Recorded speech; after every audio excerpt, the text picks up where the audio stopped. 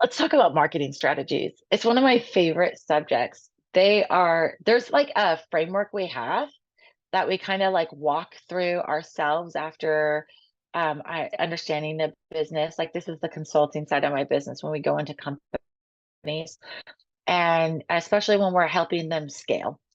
And we look at all of their current marketing that they've been doing, their audience, and that the individual culture of the company and the products. We've taken that whole picture and then we look at what their marketing could get the best bang for their buck and create a new strategy. And when we're looking at that strategy for their marketing, we really do look at the personalities of the brand and the values that brand has.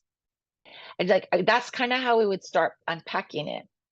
And then once we get through unpacking all those pieces and getting all the information, the strategy is designed around the different types of marketing because it's not just social media, right? There's um there's all kinds. There's mainstream media, print media, networking, speaking, uh um oh, like the word is right on the tip of my tongue and I'm losing it. Collaboration, collaborations, and of course social media, right? And there's just a variety, right? You can even still mail still works, snail mail. That's for some people is still their bread and butter. I have someone in one of the masterminds I mean, it's ridiculous. I'm like, okay, so the goal this year is to break through 5 million and they still do everything. They're one person and they still do snail mail and it just kills it for their business. It's wonderful. So it just depends on the all those other factors and taking in account all the different opportunities you have and marketing resources and outlets, right? There's still billboards because people still look at them. There's still radio ads because people still listen to them, right? All these different marketing channels exist because different target markets are tuned into them. And so it's a good idea to look at the right one for you. Where I live is very, very remote. I actually do look at the ads in the local paper. Sometimes it's the only way I can find somebody who will actually travel all the way out to my place if I need a service done on my house. So it just depends on what you're doing. So we look at that strategy of which one of these is going to give you the best bang for your buck. And then each one has a different turnaround time and a different reason you would do it. And so if you're looking at marketing for brand awareness, that is completely different than looking at marketing for growing and scaling and bringing in income. There's the brand awareness you have to do once you become a big brand, especially in order to keep that loyalty so that you're not losing your customers. So you can never stop marketing. Just keep that in mind. You can never stop marketing because that's the day you die. um, but you have brand loyalty marketing, and then you have scaling marketing, and then you have the marketing depending on like where you're at in these stages of business from starting to exiting. And you always got to have an exit strategy in your business, right? And so the marketing strategies get built around that. It's really built though, especially when we're talking like launching. Like let's talk like new business. Your personality is super, super critical because your personality is your business in the beginning, especially if you're a solopreneur. And how you behave internally and externally matters. So I have an interesting personality, meaning I'm very easily excitable. I have a very dry sense of humor that I have discovered a lot of people don't understand. Um, and I I'm very, very black and white, extremely black and white. And I'm just like, what's the facts? And let's move on, right? And I think that that comes across a lot. I know stories matter and I share stories. as you've seen in some of my videos. But at the same time, I think when you're looking at your individual personality, it is a byproduct and reflection of you. You're birthing and creating something. It's like having a child. It goes through the same growing processes, and it needs the same nurturing, and it needs the same love, care, and attention. And it is a part of you because you've put your soul into your business, right? And those are the most successful businesses I see. I have people that have launched, like, they had funds, they had a group of people with them, and they were going into this partnership and launching businesses, and their goal was to sell. You have to have income to make that happen because you're stripping the personality out of it and you're making it a cold interaction, which is dangerous in this type of environment in the world we live in.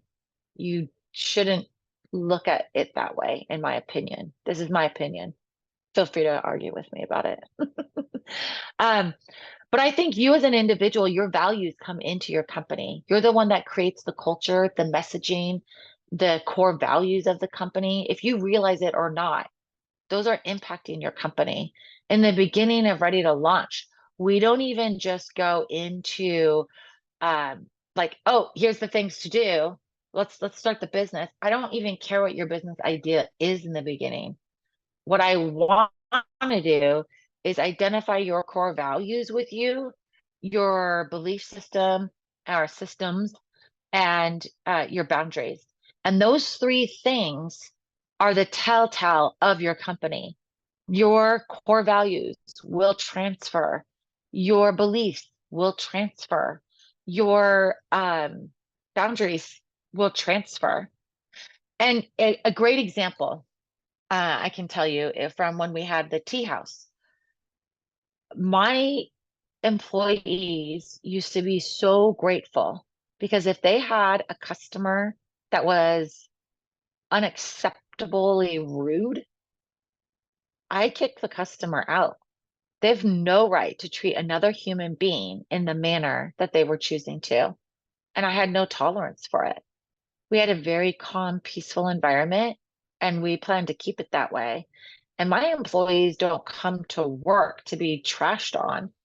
They were coming to work because they loved what they were doing, because it was fun and entertaining, and they got to meet new people and do interesting things. And we were creative in the back and always creating and making stuff. And there was a lot of freedom and flexibility. At the same time, one of my kids at the time was working for a well-known coffee company who didn't have those values like that aligned with ours. And they, on the regular, on a daily basis, were brutalized by customers, rude, just nasty people, had coffee thrown at them, like crazy things that I was like, what? Why are you there? Needless to say, they're not there anymore. And I think that's probably why they maybe have a hard time retaining employees. Uh, but that was a core value. And that bled across into my beliefs that everyone should be treated with kindness. And it bled across into my values, or I'm sorry, my boundaries about what was acceptable and not acceptable. And if I was going to allow my employees to be treated that way, that was a message to me that I was saying, you don't matter that much. The customer matters more than you. And that was not the case. My employees made my company. They were my family. They still are. I value them so much. I would never put them in a situation like that. And so whenever I have a customer, even now, when I have customers get rude and unkind to my employees, I step in and I take them out of the meeting or out of the client engagement altogether with that client until we can get right up back on track or the client gets fired. So there's just different ways of going about it. And so when you're looking at your individual personality and your values, you bet they fall over into your business. Your business is built on the ideas and passions and creations that come from you. And if they're coming from your employees, it's because you've created that nurturing environment for them to do that. And so you need to look at these things and realize the importance of identifying them before you start your business. Once you identify them, you will realize that your vision, mission, and all of those things, they're just going to line up. It's super easy to create those after you figure that out. So get to figure those out, then decide to launch into your marketing strategy to figure out how you're going to market and who to.